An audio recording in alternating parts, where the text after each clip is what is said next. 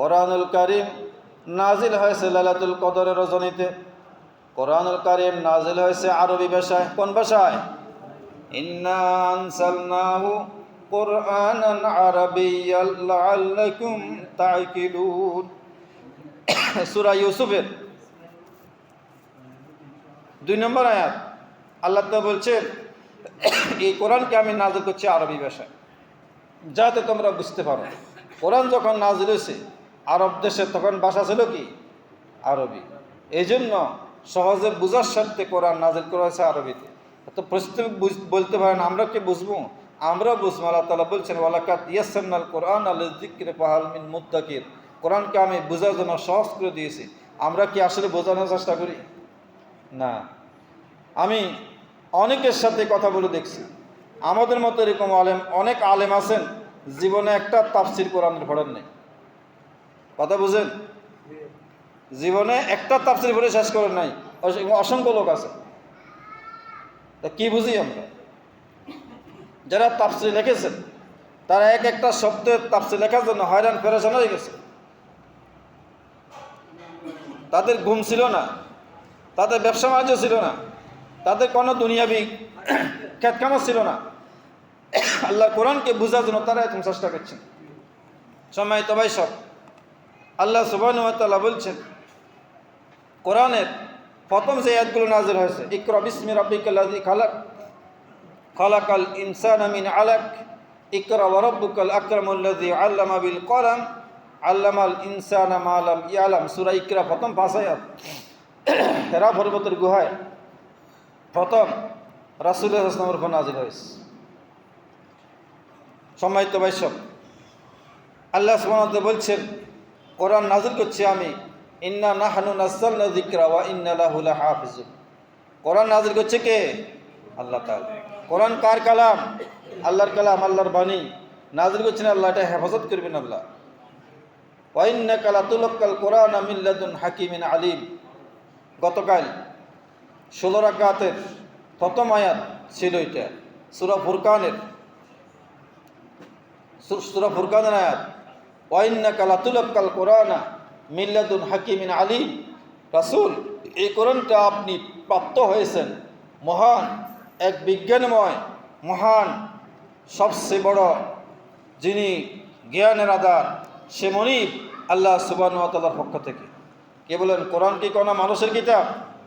কোরআন কার কিতাব? আল্লাহ তাআলার কিতাব। ওহকিমাত আয়াতুহু সুম্মা ফুসিলাত মিন লাদুন হাকিমিন খাবীর। সূরা হুদের 1 নম্বর আয়াত। আল্লাহ বলছেন, কোরআন এমন এক বিধিবদ্ধ কিতাব, ওহকিমাত আয়াতুহু, এর আয়াতসমূহ এমনভাবে গাঁথুনি দেওয়া হয়েছে। হাবেশার পরে দেখেন না, একটা পরে একটা তসবিদের মতো আসতেছে, ঠিক না? একটা পরে একটা তেলাওয়াত করতেছে, না বলে যায়। এরকম শক্ত গাঁথুনি, এরকম মজবুত গাঁথুনি দিয়ে আল্লাহর কোরআন নাজিল করেছেন, আয়াতগুলো প্রতিস্থাপন করেছেন। সুম্মা ফুসিলাত মিন লাদুন হাকিমিন আলিম, হাকিমিন খাবীর।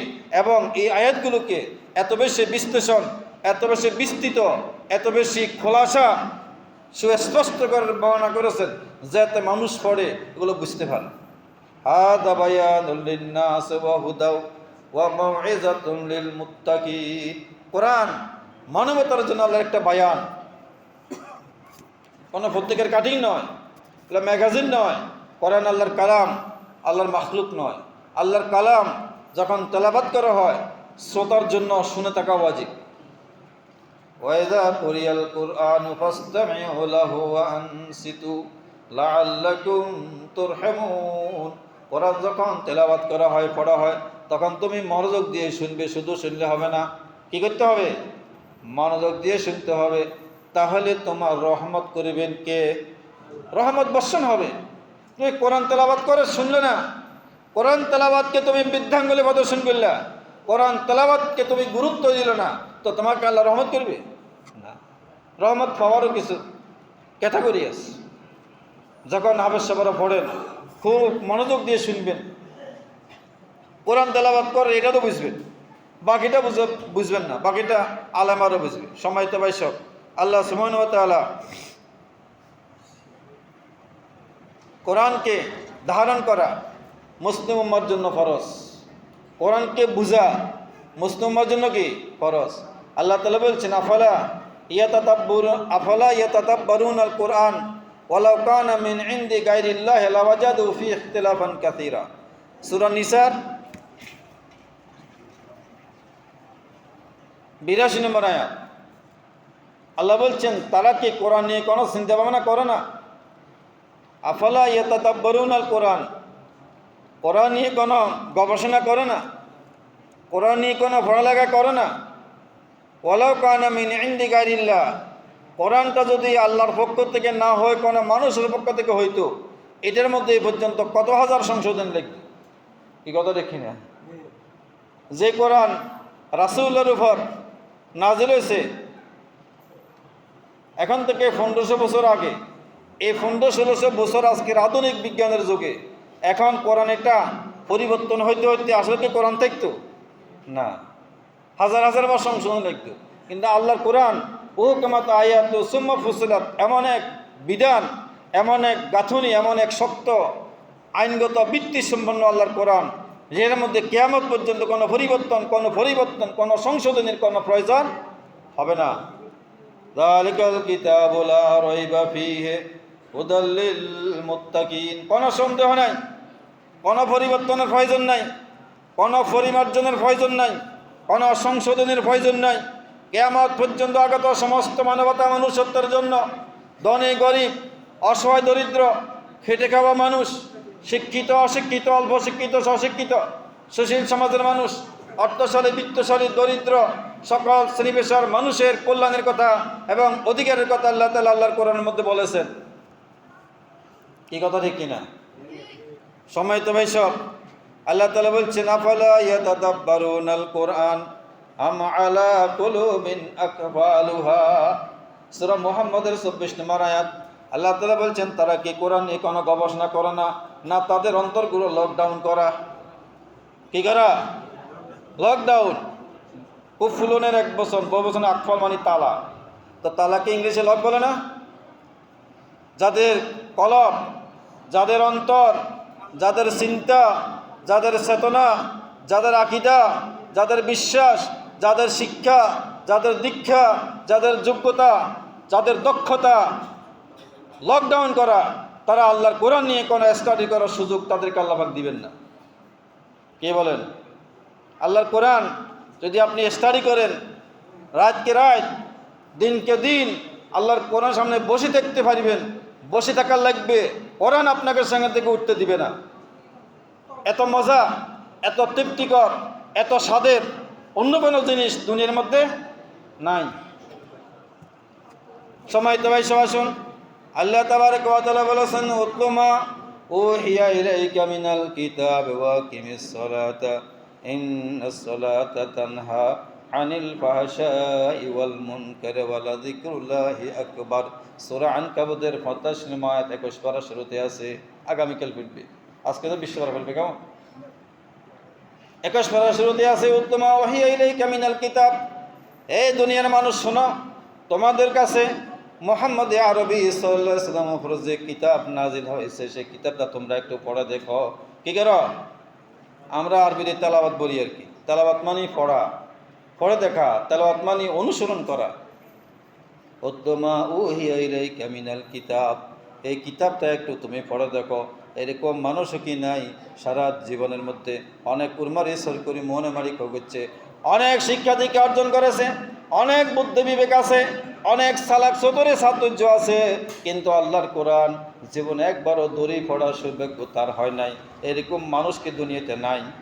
আছে না? সম্মানিত ভাই সব, আল্লাহর কোরআন কি জিনিস জীবনে একবার দেখিলেন না, দড়ি দেখলেন না, পড়ে দেখলেন না, শুনে দেখলেন না, আপনি তো নিজেকে বেশি চালাক মনে করলেন। আসলে আপনি বেশি চালাক নয়, কবরে গেলে আপনি ঠকে যাবেন, হাসরে আপনি ঠকে যাবেন। কি কথা রে কিনা? সম্মানিত ভাই সব, আল্লাহর কোরআন তেলাওয়াত করা লাগবে, আল্লাহর কোরআনকে তাজিম তাকরিম করা লাগবে, আল্লাহর কোরআনকে বোঝা লাগবে, কোরআনের পর আমল করা লাগবে। আল্লাহ তাবারক ওয়া তাআলা বলছেন ওয়া হাযা কিতাবুন আনজালনাহু ইলাইকা মুবারাকুন ফাত্তাবিহু ওয়াত্তাকু লাআল্লাকুম তুরহামুন। সূরা আনামের 155 নম্বর আয়াত। আল্লাহ তাআলা বলেছেন, এই কোরআন বরকতপূর্ণ আমি আপনার উপর নাযিল করেছি। হাযা কিতাবুন আনজালনাহু ইলাইকা মুবারাকুন ফাত্তাবিউহু ওয়াত্তাকু লাআল্লাকুম তুরহামুন। এই কোরআন বরকতপূর্ণ আমি আপনার উপর নাযিল করেছি। এই কোরআনকে অনুসরণ করে চলুন, কোরআনকে ফলো করে চলুন, আল্লাহকে ভয় করে চলুন, তাহলে আল্লাহ আপনার উপর আল্লাহ তাআলা রহমত করবেন। কি করবেন? রহমত। যখন আপনি কোরআন তেলাওয়াত করবেন, আল্লাহর আপনার মাথার উপরে আল্লাহর আসমান থেকে রহমত নাজিল হবে। কি কথা ঠিক কিনা? আপনি সূরাতুল বাকারা ঘরের মধ্যে তেলাওয়াত করেন, সেই ঘর বন্ধ করা লাগবে না, সেই ঘরে শয়তান আসবে না, সেই ঘরে জিন আসবে না, সেই ঘরে রোগ ব্যাধি প্রবেশ করবে না, সেই ঘরে স্বামী স্ত্রীর ঝগড়া বিবাদ হবে না। কি কথা ঠিক কিনা? قال النبي صلى الله عليه وسلم قل هو الله احد تعدل ثلث القرآن। আল্লাহ নবী সরকার দু জাহান মুহাম্মদ আরবি সাল্লাল্লাহু আলাইহি ওয়াসাল্লাম বলেছেন, কুল ওয়াল্লাহু আহাদ কোরআন মাজিদের 3 ভাগের 1 ভাগের সমান। অতএব কুল ওয়াল্লাহ সূরা আপনি যদি 3 বার পড়েন, এক খতম কোরআনের সওয়াব আল্লাহ তাআলা আপনাকে দিবেন। সুবহানাল্লাহ বলেন। কুল ইয়া আইয়ুহাল কাফিরুন রব্বুল কোরআন, কুল ইয়া আইয়ুহাল কাফিরুন যদি 4 বার পড়েন, আল্লাহ তাআলা আপনাকে কোরআন মাজিদ এক খতম তেলাওয়াত করার সওয়াব দান করবেন। আপনি যেখানে ধরবেন সেখান দিয়ে লাভ, যেখান দিয়ে ধরবেন সেখান দিয়ে বরকত। কি কথা ঠিক নয়? সেটার নাম কোরআন। সে কোরআনের নাজিলের মাস রমজান। এই কারণে রমজানের গুরুত্ব এত বেশি, এই কারণে লাইলাতুল কদরের মর্যাদা এত বেশি। দুর্ভাগা হতভাগা জাতি দুনিয়ার বিভিন্ন স্বার্থের কাছে আমরা বিকিয়ে যাই। স্বার্থ শ্রেণী, বৃত্ত শ্রেণী, খাওয়া শ্রেণী, দাওয়া শ্রেণী, দুধি করাদি খাইলে একটু ভালো লাগবে এটাও বুঝি। আল্লাহ কোরআন তেলাওয়াত করা, কোরআন বুঝা, কোরআন পড়া, কোরআন আমল করা জাতি বুঝে না। দুর্ভাগা জাতি নয়। সম্মানিত ভাই সব, আসুন আল্লাহ সুবহানাহু ওয়া তাআলা বলছেন, কিয়ামতের কঠিন ময়দানে আল্লাহ রাসূল সরকার জাহা মুহাম্মদ আরবি সাল্লাল্লাহু আলাইহি ওয়াসাল্লামের জাতির বিরুদ্ধে আল্লাহ তাআলা রিট পিটিশন দায়ের করবেন। কি দায়ের করবেন? রিট পিটিশন দায়ের করবেন। সূরা ফুরকানের 30 নম্বর আয়াতে আছে। গতকাল এই আয়াতটা তেলাওয়াত করছি আপনাদের সামনে। وقال رسول يا ربي إن قوم اتخذوا هذا القرآن مهجورا। আল্লাহ রসুল মুহাম্মদ রাসূলুল্লাহ সাল্লাল্লাহু আলাইহি ওয়াসাল্লাম সেদিন কিয়ামতের কঠিন ময়দানে আল্লাহ তাআলার কাছে রিট পিটিশন দায়ের করবেন, হে আল্লাহ, আমার এই জাতি আপনার এই কোরআনকে পরিত্যক্ত বস্তুর মতো আচরণ করেছে। অনেক কোরআন মজিদ আছে, মসজিদে বলেন আর মাদ্রাসায় বলেন, বালু মসজিদ কোরআন মসজিদের উপরে অনেক 1 ইঞ্চি বালু আছে। কি বলেন? ঘরে বাড়িতে আছে। কেউ মারা গেলে সেদিন কোরআন শরীফ পূজা করলে কার ঘরে কোরআন আছে? কি বলেন? সারা বছর আমাদেরকে কোরআন মসজিদ পড়তে হবে, সারা বছর কোরআন তেলাওয়াত করতে হবে, সারা বছর কোরআনের ওখানে আমল করতে হবে, তেলাওয়াতগুলো মনোযোগ দিয়ে শুনতে হবে। আমার ব্যক্তির জীবনে, আমার পারিবারিক পরিমণ্ডলে, আমার ব্যবসায়িক জীবনে, আমার অফিসে আদালতে বিচারে আচারে খেতে কামারে আল্লাহর কোরআনের কোন বিধান কোথায় প্রযোজ্য, সে আমি যদি আমল করতে পারি আমার লাভ হবে, অন্য কারো লাভ হবে না।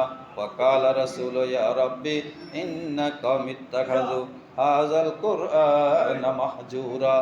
আল্লাহ নবী মুহাম্মদ রাসূলুল্লাহ দায়ের করা সব থেকে বাঁচতে হলে কোরআনের সাথে আমাদের সম্পর্ক বাড়াইতে হবে, কোরআনের সাথে আমাদের সম্পর্ক গভীর করতে হবে, কোরআনকে আপন করে নিতে হবে, কোরআন মুখস্থ করতে হবে, কোরআন তেলাওয়াত করতে হবে, তেলাওয়াত শুনতে হবে, কোরআনের উপর আমল করতে হবে। সম্মানিত ভাই সব, আল্লাহ সুবহানাহু ওয়া তাআলা আমাদেরকে তৌফিক দান করুন। আসুন, আজকে রমজান মাসের কত তারিখ?